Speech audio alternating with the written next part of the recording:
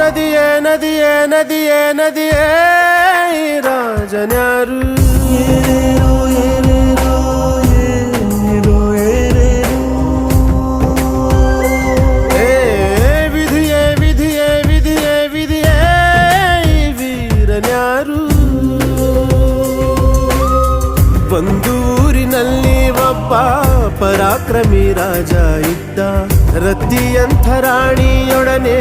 ರಾಜ್ಯಭಾರ ಮಾಡುತ್ತಿದ್ದ